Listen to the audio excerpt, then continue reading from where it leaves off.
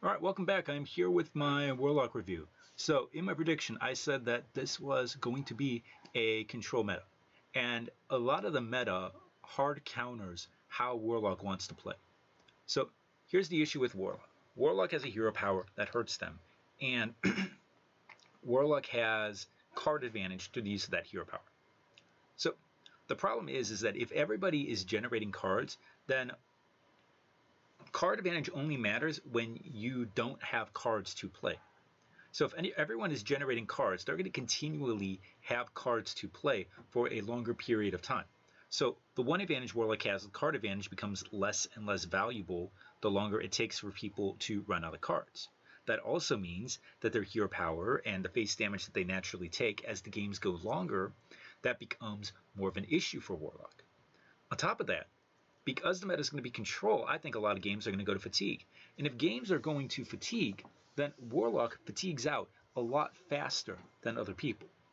So if you're a Warlock, your problem is that you're going to have to you're going to have to win before fatigue, because if your opponent still has cards and they're playing them by the time you fatigue, then you're just going to lose a lot faster. This is something that's happened with Warlock before in control metas. They just don't have like the meta hard counters or stuff. So for Warlock, for the key mechanics, the Soul Fragment mechanic is back from Demon Hunter with them, and I would say it's a lot better in Warlock just because they can get through their deck to get the synergies off. And they also have the cards that do something when your health changes on your turn. And again, I would say this is a lot better in Warlock than Priest because A, it's a lot better, it's a lot easier to damage yourself, and B, so like in that case, and B, I think like a lot of those effects are a lot more powerful in Warlock than they are in Priest, like the effects that happen.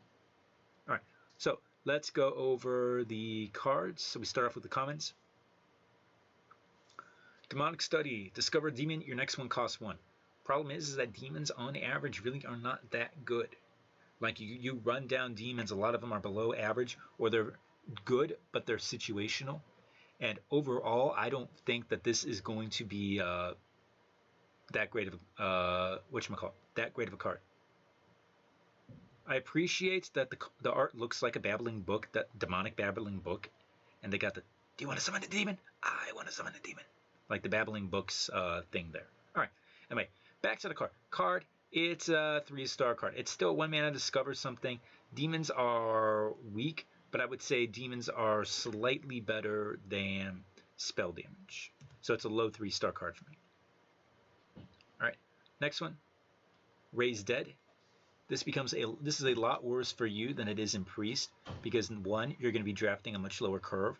2, you have it's a lot more damaging for you to take damage than the Priest does. So in Priest, I said that this was a 4-star card. In Warlock, this is like a borderline 2-star card, maybe a 3-star card. Like that's how much of a drop there is. That's like a 20-ish point drop, just because you value that face health a lot more than Priest, and because your return is going to be a lot worse than Priest. School Spirit. Deal 2 damage to all minions. Shuffle 2 soul fragments into your deck. It's a 3-mana volcanic potion. It's a little worse for Warlock because they already have so much dual-sided AoE. But anyways, really good effect here. You'll like this. Soul fragments are good. You'll like this. It's a common. You'll take a few of these. So yeah, this is a 4-star card. All right. And then last one here for commons, we got Spirit Jailer. Rogues like 1-drops really well. The soul fragments are good. Like, is it a Voidwalker? No, not even close. But it's still a 3-star card. It's a card you'll be happy to take. All right. Rares. Soul Shear. Deal 3 damage to a minion. Shuffle 2 soul fragments to your deck. 2 mana, deal 3 damage to a minion. That's fine. Soul fragments, I already mentioned, they're going to be a lot more powerful in Warlock because the healing matters a lot more because you'll draw into them. So this is a 3-star card. Not much to say. Shadowlight Scholar. Destroy a soul fragment in your deck to deal 3 damage. So if you get soul fragments, this is really good. I'm not sold on you drafting soul fragments, enough for this to be more than a 3/4, but it's still going to be a, like Soul Shear, it's going to be, like Soul Shear is like a 3 to 4 star card. This is kind of like a high 3-star card, a little bit lower than that. Bone Web Egg. Death Rattle, summon 2/1 spiders. If you discard this, trigger its Death Rattle. So yeah, we can kind of ignore this last sentence here. Yeah, it's an egg. Eggs suck. So yeah, 1 star to 0-star card. Brittlebone Destroyer. If your hero's health changed this turn, destroy a minion. 6-star card. Absolutely insane. You can activate this easily enough. It's the same thing as I said a long time ago for Rift Cleaver. You might be damaging yourself to activate this, but whatever you're removing is more than going to make up for the damage you take to put this on the board and to remove something else. Right? Epics. Void Drinker, Taunt, Battlecry. Destroy a soul fragment in your deck to gain +3/+3. Probably, I would argue, the most powerful of the soul fragment cards. Just like, because if you get out a 7/8 taunt on turn 5, that's almost game winning on its own. And a 4/5 taunt on turn 5, like, that's still not bad. That's playable. I think it's a 3-star card. I think it's a 3-star card, kind of like low to mid 3-star card, just because the Void Drinker, it's all dependent on how many soul fragments you get. If you can get a bunch of them, then this thing's going to be absolutely insane. If you can't, like, and it's an epic, so you can't really rely on it, then not so much. Philosophy, a little bit better in, I would say it's a little bit better in Warlock than in Demon Hunter, but it's still the problem where you need a demon and you're spending 1 mana to transform this into another card and give both +2/+2. I don't, like, you have Flame Imp, you have Void Walker, you have Soul Jailer, so it'll work for those, but I think it's like too inconsistent. I would still say it's a 1-star card. It's a card I wouldn't pick. Flesh Giant. Costs 1 less for each time your hero's health changed during your turns. I think this is an absolutely insane card. I think this is a 4-star card for Rogue, possibly a 5-star card, depending on, like, if you have heals or anything like that. Just, this is, you can activate this very, very easily, and in the mid to late game, it's a 0 mana 8/8. That's absolutely insane.